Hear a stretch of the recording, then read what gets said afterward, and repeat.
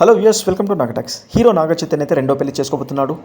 ఈరోజు ఆగస్టు 8వ తారీఖున శోభితా ధూళిపాలతో అయితే ఎంగేజ్మెంట్ జరిగింది. దీనికి ఇరు కుటుంబ సభ్యులు కొందరు వ్యక్తులకు మాత్రమే ఆహ్వానం అందింది.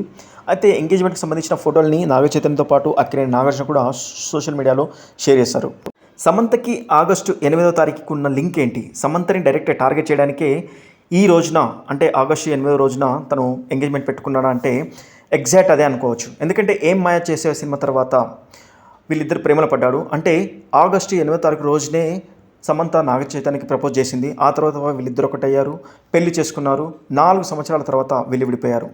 అంటే సమంతని తన జీవితం నుండి కంప్లీట్గా తీసేస్తున్నాడు. ఇంకా తన జ్ఞాపకాల్లో కానీ తన భవిష్యత్తులో కానీ ఉండబోదు అన్నట్టు. అదేవిధంగా అదే రోజున తన జీవితంలోకి కొత్త అమ్మాయిని ఎంగేజ్మెంట్ తోటి ఆహ్వానించాడు. ఈ విషయంపై అయితే సమంత ఏ విధంగా స్పందిస్తుందో అని అభిమానులు అయితే ఎదురు చూస్తున్నారు, తన ట్విట్టర్ ద్వారా కానీ లేకపోతే సోషల్ మీడియా ద్వారా కానీ. కానీ ఇప్పటివరకు ఎలాంటి కౌంటర్ అయితే ఇవ్వలేదు.